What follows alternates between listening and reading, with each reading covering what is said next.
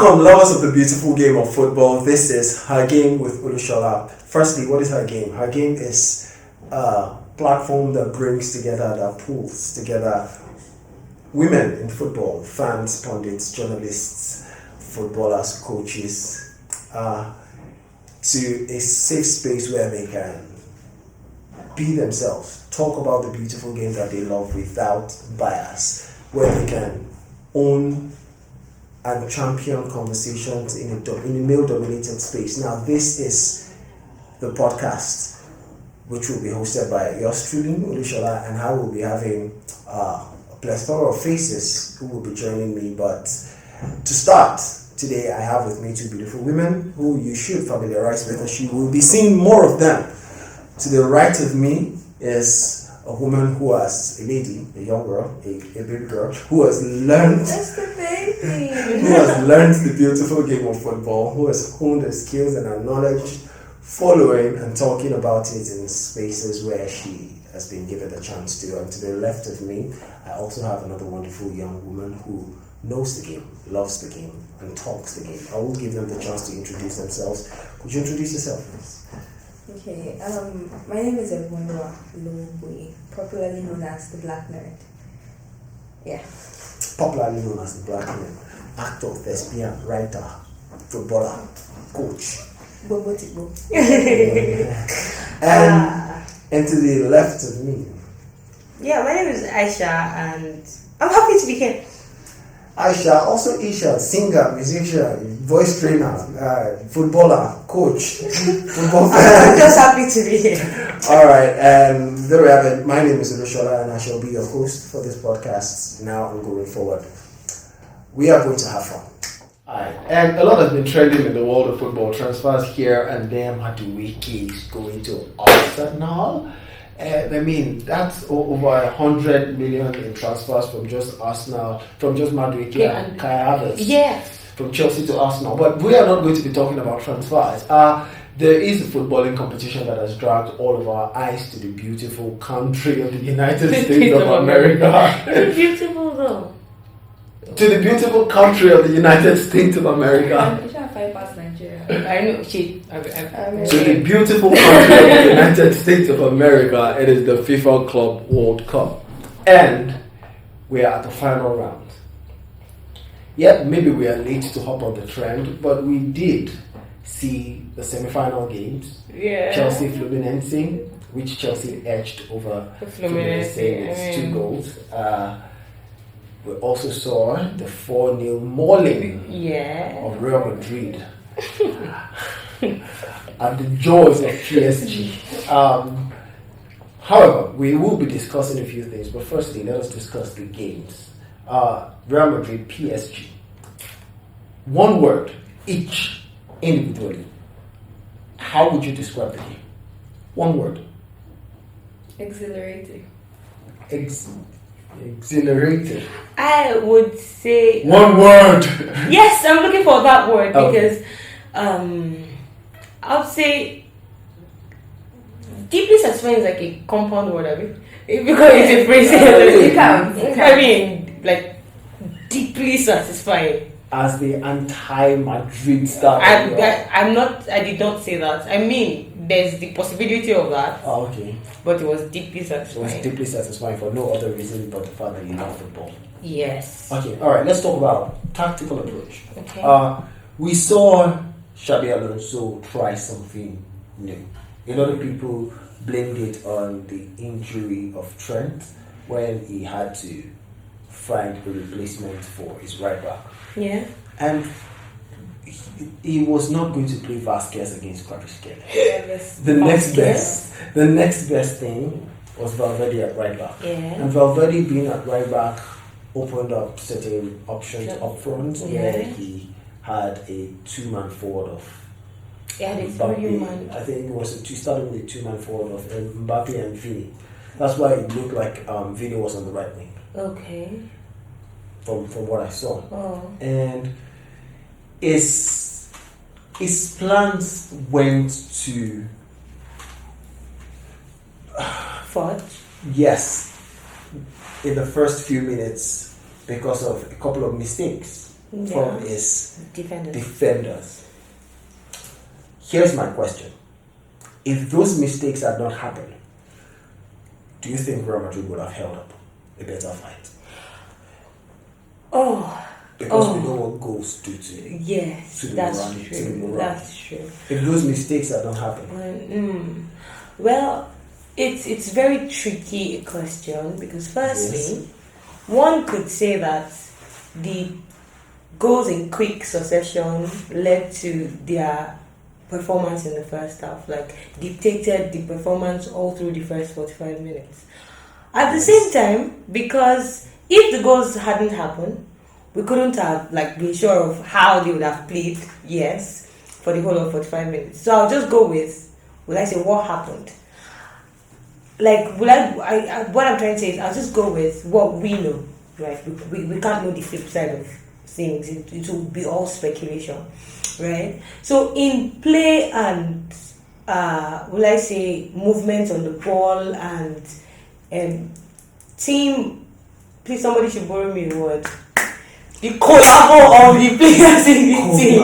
the teamwork. Yeah, the teamwork. That was the word we were looking for. Teamwork, yes. I mean, the teamwork, the difference should have been clear. There was more quality, right? Maybe not as many goals, but I still feel that PSG would have still come out on top because of the difference in their teamwork. All right, dude. That was your question, yes. I think you attacked the question well enough. All right. So a different question for you. PSG. We saw them totally dominating in the first half. They dominated completely. It was 3 goals. Real Madrid had no reply. But in the second half, it seemed more that Real Madrid started to find a little bit of balance. They didn't find the goals, but they found a little bit of confidence.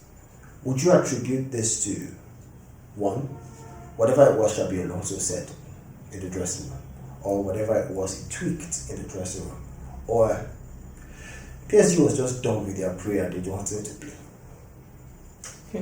I mean, it could be a bit of both. It could be a If bit I'm of being both. honest, I mean, I believe it was a bit of both, right?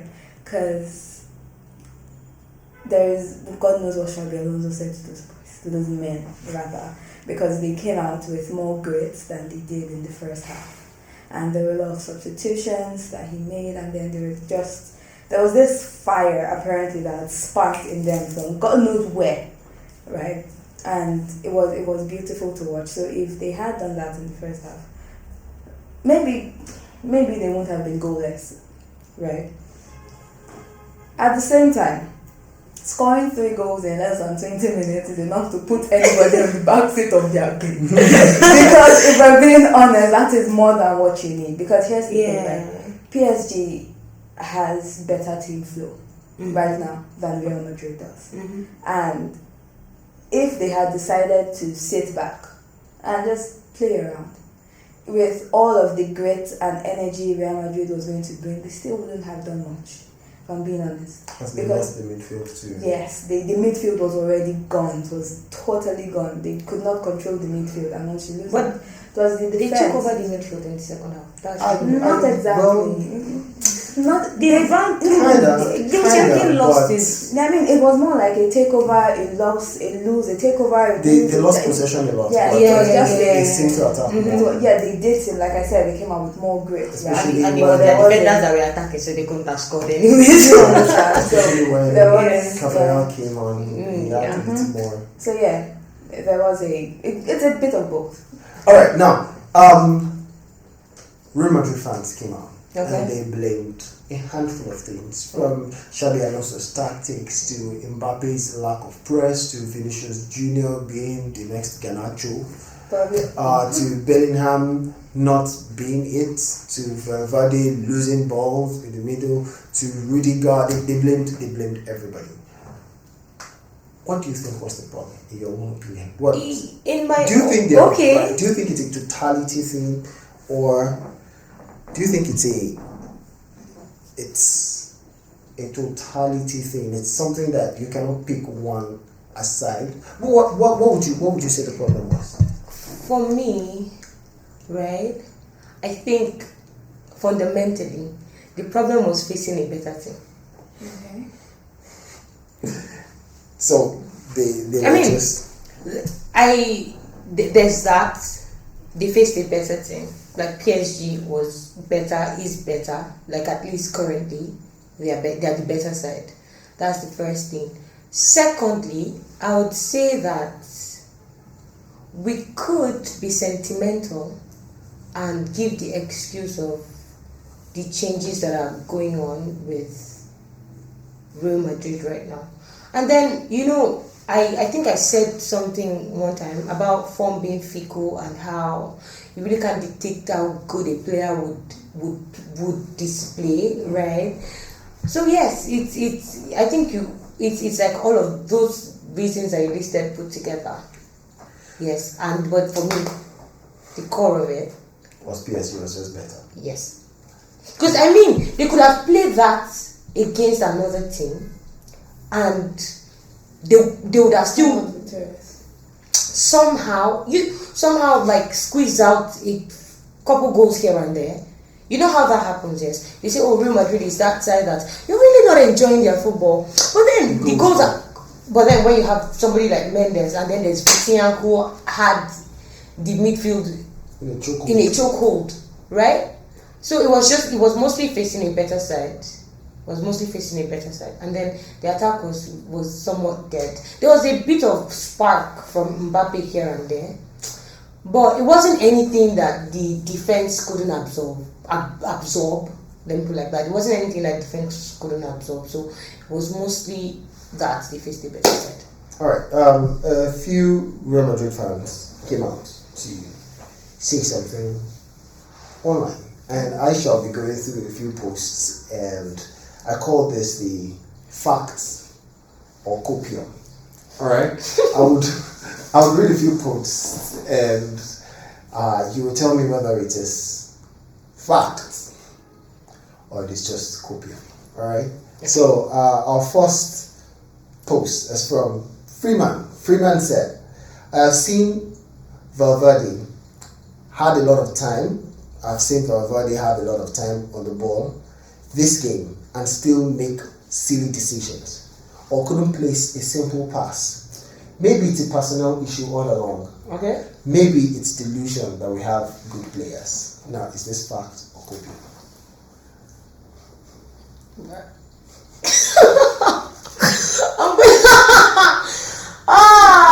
William. Well, I don't know. I would say that it's fact. Okay. I mean, a lot of times you do not. Fact. So Real Madrid players are delusional about. There's a way that they believe that all their players are the best in the world. Like seriously. Okay. I am going to say it's a little bit of both. It's a little bit of both. Yes, because if could you read that again? There's a statement I want to pick out. Okay. Like the last. Whether it's personal issue. I have seen. I'll read it exactly as the post says. I have seen Valverde had a lot of time on the ball on this game and still made a silly decision or couldn't place a simple pass. Okay. Maybe it's a personnel issue all along. Maybe it's a delusion that we have good players. Yes. It's fact. Definitely fact. I mean, there is a delusion that they all have world-class players. We're not saying that they are terrible players or they have not earned a certain level of pedigree that they have, right? But they are delusional. Yes. They are delulu, and for some reason delulu has become the new solution because they are not the only team that's delusional about the players that they have. And I'm going to retract this. I'm going to rephrase this statement in the future. They're not the only team. In fact, I think it's a thing with fan bases to think that the players on their team are world class. There's a lot of delusion. There is. Yes. Okay. So going to the next post. A very popular Real Madrid account, fan account, Asensi, said, "I feel bad for Rudiger. Okay. It wouldn't have been so finished if Perez bought a CB last season. Fact or copium?" Now, before we go forward, let us understand that these people have. He was injured, but they didn't have Militao. Yeah. He was injured, but they didn't have Alaba. Yeah. They had Rudiger. They had players who could play in the middle. I mean, they had players who could step up, and they were also the same people who hyped Rudiger to do. And so now, is yes, this fact or copium? It is copium because why? Yes, because there's a world-class shout that they give Rudiger. Rudiger is this, Rudiger is that, and then because now, I mean, you're seeing mistakes. I mean, he's unable to physically bully any player and get away with it. They are putting the blame on Perez for not getting a CB. I mean, it was good enough for them, wasn't it? When it was dragging down players and giving them punch on their eye, and referee just looking away. Yes, it was world class. So do you agree with this? Are you? Is there anything like copium pro max? That is it. Because this copium banza. Oh yeah. Because this is beyond just copium. Because I mean, really, Rudiger, this time last season. So Rudiger, are you saying Rudiger had always been bad and had been... Rudiger is not the defender that any coach should go to. Yeah. He should more or less be like a last minute substitute defender if they have a choice. Yeah. Because there are defenders that would defend, right? Yes. Without being rough, without being handsy, and they are good. Mm-hmm. And by good, I mean they are good. Could we give examples? For the sake of name dropping. Okay. What are the defenders that you think? For me, a defender that is really good. Like, he impressed me with how well he wins aerial duels. I mean, you could say height is an advantage, but still, there's a way that I'm talking Van Dijk. I'm talking Van Dijk actually, because there was a game I watched. Was it Liverpool Man City? Right, there was just like Konate really stepped up in that game too, but there was just the way that Van Dijk won all these aerial duels. And then there was no actual stress. There was no overcrowding the player. I think there are certain defenders that forget that defending is also a technical role that you play in football. Do you think it's only the attackers that have to have certain skills? And you think maybe just stand like a rule or try to drag down the players because you're in a league that favors you? I mean. Okay. So for you, is there another example that you have? I mean, you said Van Dijk. Yes. You said Virgil van Dijk. Is there someone else? Because you say Rudiger is rough. I mean, there are defenders who get the job done. They are not physical. They are not very rough. Yeah. Is there someone else? Who else? Who's like a prime defender that Real Madrid fans think Rudiger is, or thought Rudiger was, but isn't? Probably Saliba from Arsenal. Arsenal Saliba. Mm-hmm. Now that's a defender. He is a defender. That is a defender. All right, one more thing I think Real Madrid fans may want us to address before going forward. How badly did Vinicius Junior stink? And are we saying it's done? Should we start looking at Real Madrid moving past him? I mean, just having Mbappe stand in that L wing role and Gonzalo should fill the line? Personally, I'd say no. Because it wasn't Vini's game, I agree. It wasn't Vini's game. But we've seen him play, we know what he can do. So because it wasn't his game, It wasn't his game 2 games ago. Yeah, and then last month, January. We have players that we like, right? Yeah. And we have seen them stink. Yeah. Even when we know how good they are. Yeah. Let's look at Lamine Yamal's finals in Spain. Lamine Yamal stunk. Lamine Yamal, see, my argument Yamal stunk. my As far as I defense. was concerned, he should have been subbed out 30 minutes Yeah. into the game. Yes, it should have been sunk. It wasn't. But does that mean Semantics. Lamine is a terrible player? Semantics. Leave me alone. Leave me alone. Please, I would love to object with my in chest. that game. You can't even disagree that he should have been taken out. No, he should have been taken out. Because it wasn't his game. Listen. Please, I want to put forward a difference. Like the reason why the Lamine Yamal comparison won't go here, right? Players are allowed to stink, yes, and when it's not their game, they should be subbed out because Yes. it's not their game, right? The finals against Portugal, you may call this maybe sentiment. Oh, it's Personal preference, but then I would say, I think I said during that game that Lamine Yamal wasn't even playing, wasn't trying to play. Now that's different from stinking. See, a lot of times you can't say that. yes, you can draw a line. You know what? If you look at Vinicius, he wasn't trying to play. Like it wasn't. Truth be told, honestly, he wasn't trying to play. Like it was irritating to a degree. Like, okay, why? No efforts, no nothing. Like he's running after this. It's like they put him there by fire by thunder. But that's by the way. But then when you look at Vinicius Junior, there's actually a trying that he does try, but he just didn't about the last game. Like no, if you had watched Vinny closely, you'd see that he wasn't really like I don't know how to put it, but he just wasn't in it. And when you're not in it, there's a level you won't try to. When he's in it, he wasn't in it, so he wasn't even trying. For me, I felt like there was a struggling that Vinicius did, and it wasn't in trying. You saw it because it was Vinicius Junior. Yamal, you won't see it. No, even Yamal, see, there were games that you know why I had to interrupt also you argue that object. Lamine didn't try a lot because there were a lot of defenders that focused on this side of.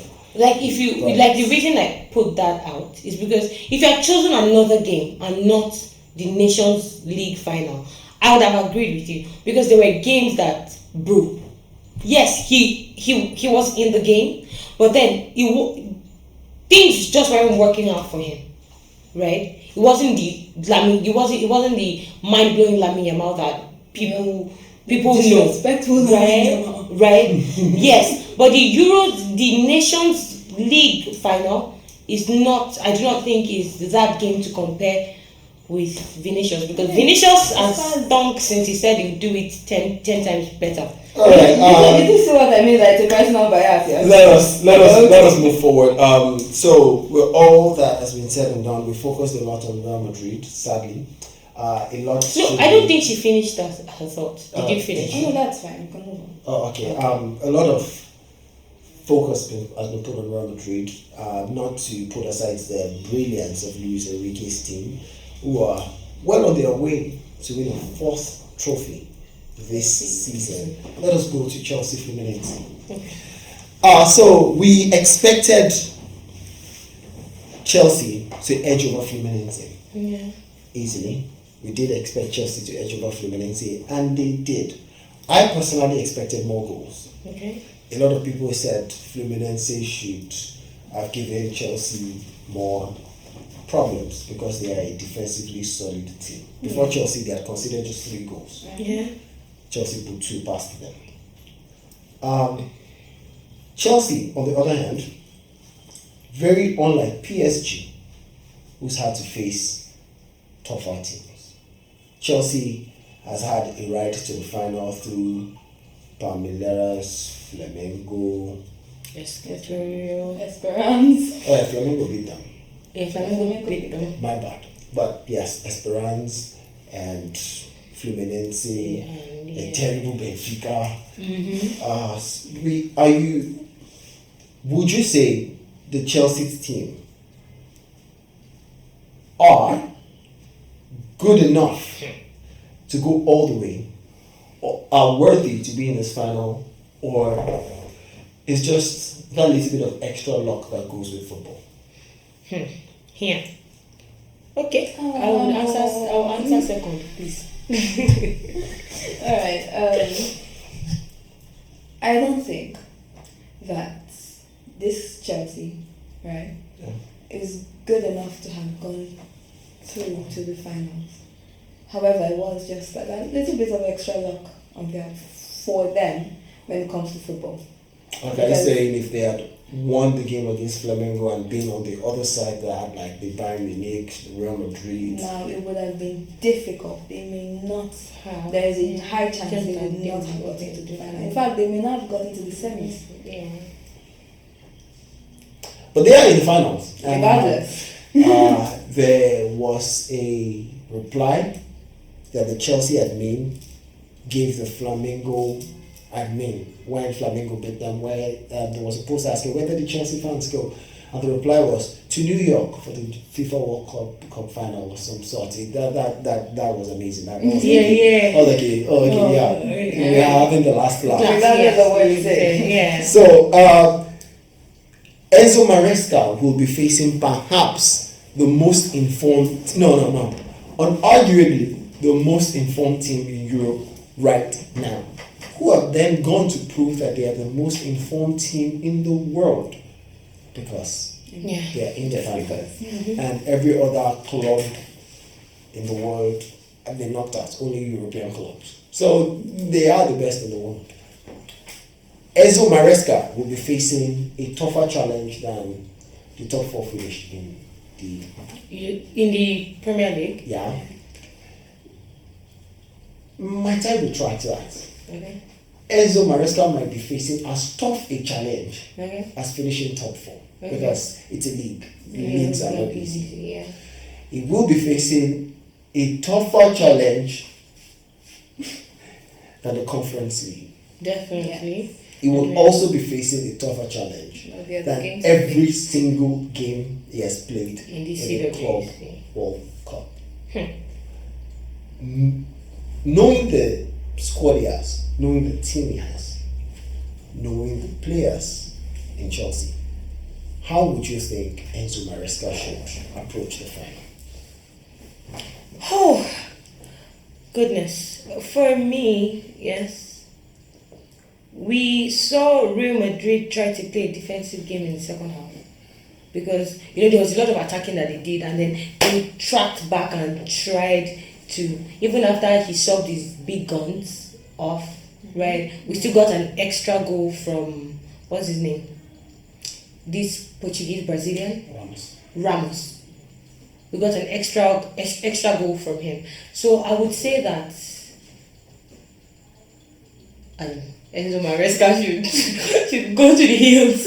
And Request for special powers. but it is football, anything can happen. Anything there are. can happen because they lost to Botafogo and it was 1-0.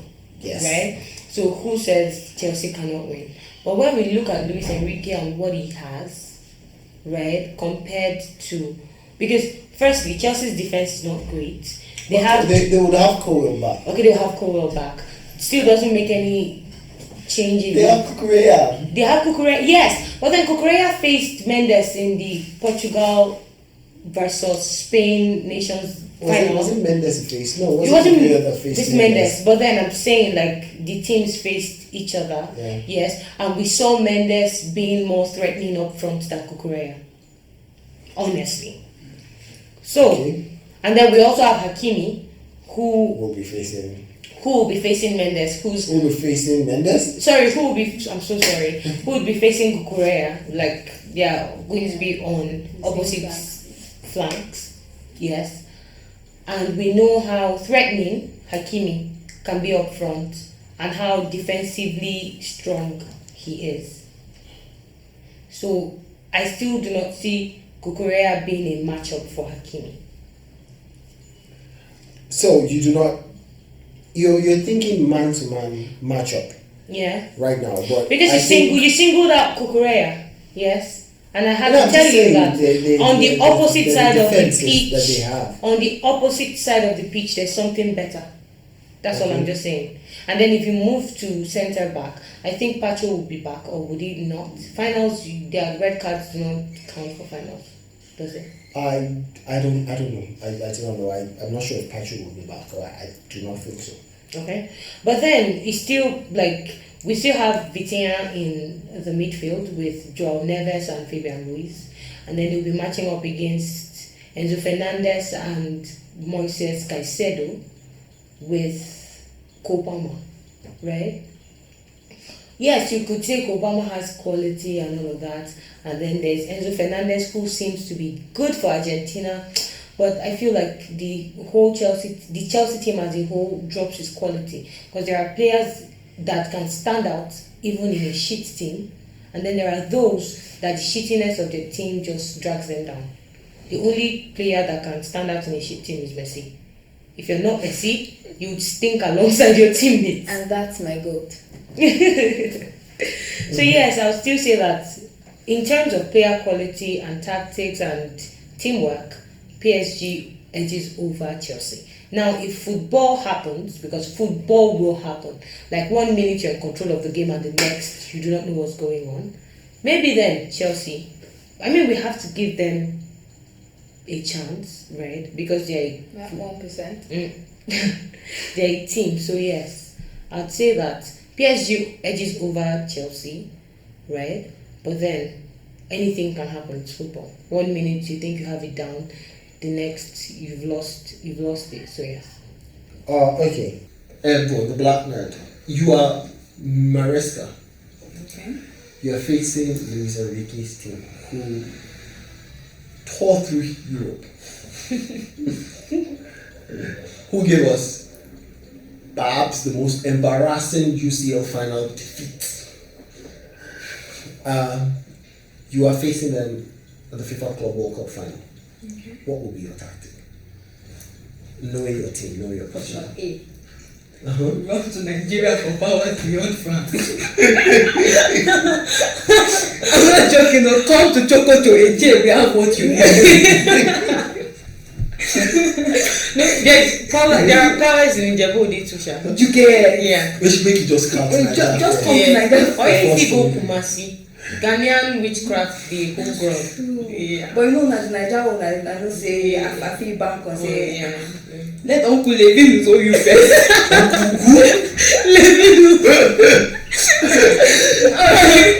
Alright, on a more serious note. Okay. You have to, let's say you. What's your best strategy? What do you think? Is That's your strategy? option A. I'm giving you option A. If you're listening, collect option A. Yes. but then second best option, 50% chance option is low block and counter, right? Because Low block and counter. Okay.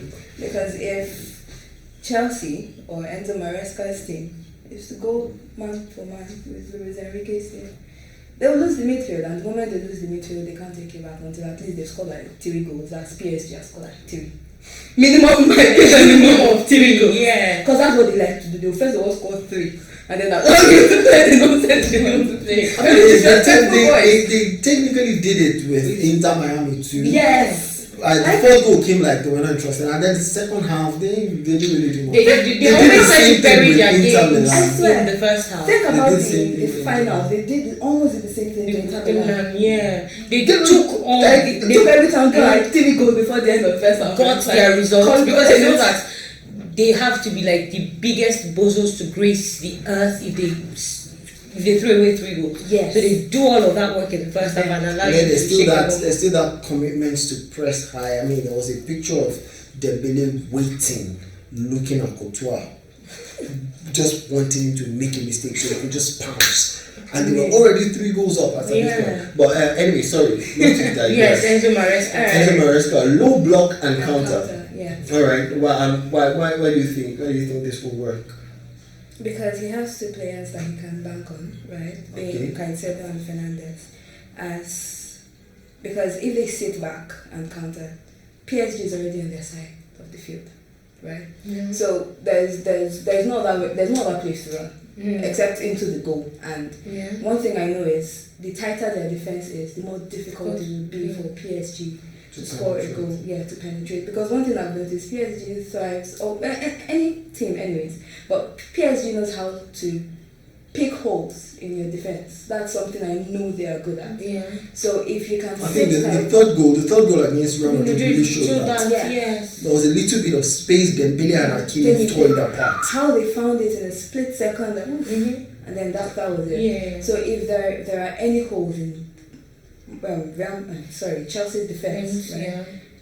PSG has won. So sit back, defend, and have Hernandez and Caicedo ready for the counters. Segment of Facts or Copium.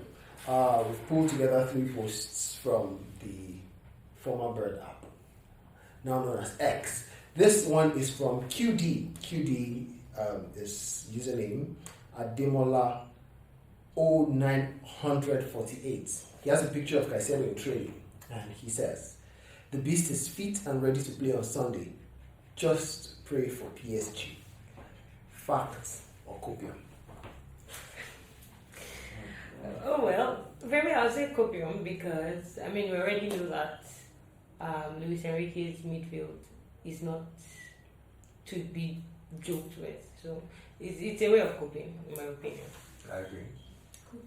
Coping. Coping. All right. So there you have it. This is her game podcast with Olushola. We have come to the end of this edition. To the left of me, I still have the beautiful Aisha and the ever elegant Black Red. On the right of me, we will be bringing this one to a close, but this won't be all. We will be coming to your screens, into your phones, to your tablets, to your gadgets, even more frequently. This again is the maiden edition of her game with Olushola. Like this video, share, comment, subscribe on all our platforms, and we will see you in the next one. Thank you very much.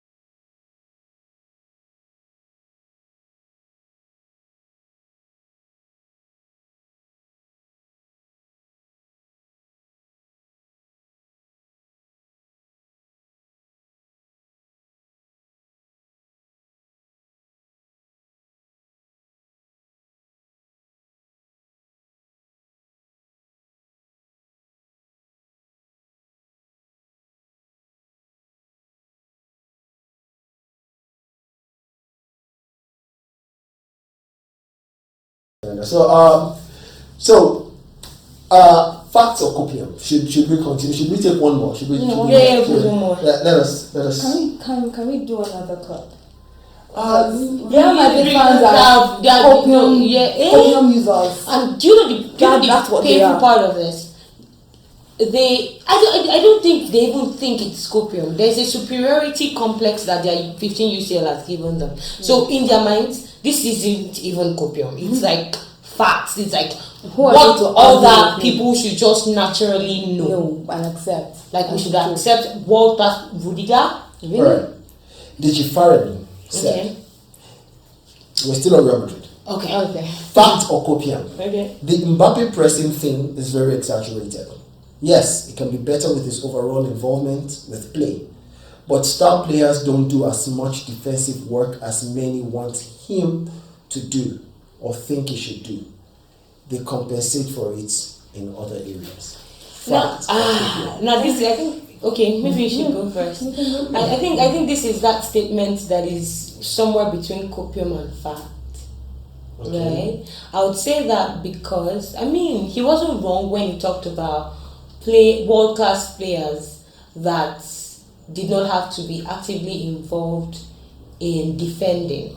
There's the most obvious example in this life and the next and even in the cosmos is Cristiano Ronaldo.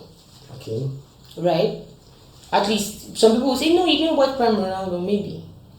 But right now, we know that he's an attacker that just puts, I don't know, the old man. He's waiting for his dog to walk and pass the ball. And then one gazy goal, and then there's that.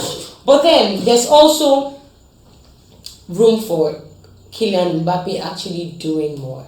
We know attackers that are lethal in front and still track back and still try to help with the team. Rafinha, Luis Diaz. Yes, these are attackers that track back and try to help the team. Because at the end of the day, if you score goals, right, and these goals do not translate into trophies, your goals will just be personal glory. Yeah. And in football, you're supposed to work to help the team, right? So So facts or copium? Before we move, more copium than facts for me, right? Because he said world class players do not have to, and all of that. But then personally, I believe I'd say it's more copium than fact, right? Because she cited Ronaldo, which was a balanced situation, right? But then we have Messi, and Messi is that one player that's tipped the scales, yes. So you know that to be a star player, to be a world-class player, you do not just sit and let people do all the work for you. You work as a team. You do not work as an individual. Mm-hmm. And if there's one thing I believe players need to have while being on the field, is intelligence. More or less a scope of the field. Be able to read the situations properly and know when to fall back and defend. Because you're not above defending. If you score 20 goals in a game, if that team you're facing can score an extra goal above you, you've lost. Exactly. So you score your goals and then you come back and defend the goals. Team. Especially when it's beyond your control, like they've broken into your box, right? Go back and defend. Play with your team. Don't just because it's more copium than fact. Mbappe needs to go and sit down and learn that it is not just about him. Yes, and I think another problem that these people have, especially a lot of attackers like Mbappe, is you're not holding the ball well enough to not lose it. Yes, exactly. And then you're leaving all the defending to the other players. Like, why not try to retrieve the ball you lost? Like, that's another way of rationalizing it. Because at the end of the day, you're supposed to work to help your team. Yes, there is space for individual brilliance and creativity. Yes. But at the end of the day, football is a team. Yes, it's a team sport.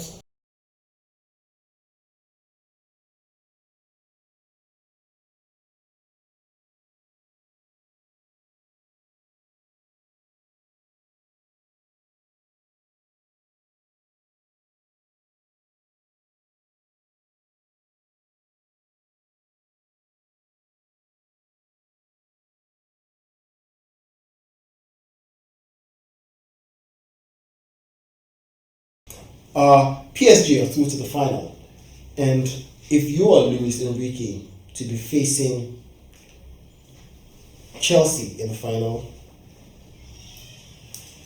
are you going to rest on your oars, or would you treat Chelsea as, you know what? Let us shelve that for now. Okay. Let's shelve that for now.